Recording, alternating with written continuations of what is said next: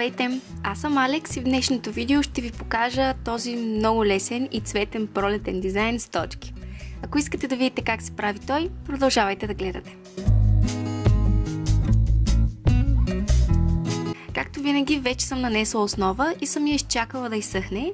Сега нанасям по един слой от този бежов лак, идеален за френски маникюр, който не е особено пигментиран и така позволява на ногтя отдолу да се вижда, което лично на мен много ми допада за този дизайн, но ако на вас не ви харесва, разбира се, нанесете 2 слоя или дори повече.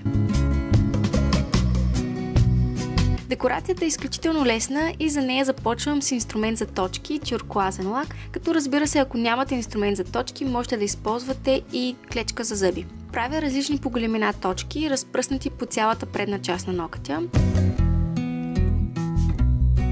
След това повтарям това и с червен лак, като не се притеснявам ако точките се застъпват, това не е проблем, а именно придава един 3D ефект на целия маникюр. Накрая поставям и жълти точки, като отново са разпръснати. Можете, разбира се, да използвате повече цветове, по-малко цветове или няколко различни нюанса на един цвят.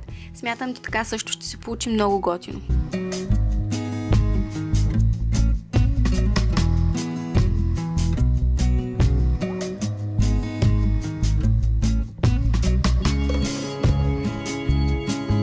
За финал нанасям щедро количество топ лак, за да запечатам дизайна и да придам блясък, но само след като съм изчакала лака да изсъхне за известно време.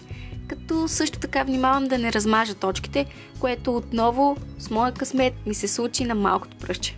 И маникюрът е готов. Тази седмица отново ви показвам много цветен и изключително лесен маникюр, който е идеален за начинаещи. За дизайна не се изискват специални инструменти и е идеален за всякаква дължина ногти. Ще се радвам, ако решите да изпробвате този или някой друг от дизайните, които съм показвала в канала, да споделите снимки с мен в Instagram или на Facebook страницата ми. Линкове ще има отдолу в описанието. Идната седмица ще имам една изненада за вас и нямам търпение вие да разберете каква е, затова не забравяйте да се върнете в канала ми по някое време във вторник или да ме последвате в социалните медии, линкове за които има отдолу в описанието, за да можете да видите и да разберете преди всички останали какво точно съм ви подготвила и кога можете да го очаквате. Ако маникюрът ви е допаднал, харесайте видеото и ако сте нови, не забравяйте да се абонирате в канала ми. Качвам ново видео всеки петък. Ако имате въпроси или предложения, оставете ги в коментарите. За да видите последното ми видео, кликнете върху клипа вляво. А за да видите друго мое видео, кликнете на този вдясно. Можете да се абонирате за мен и като натиснете иконата с моята снимка долу вляво. Можете да ме намерите във Facebook, Instagram и Google+, като имената ми са на екрана. Благодаря ви, че гледахте и до скоро!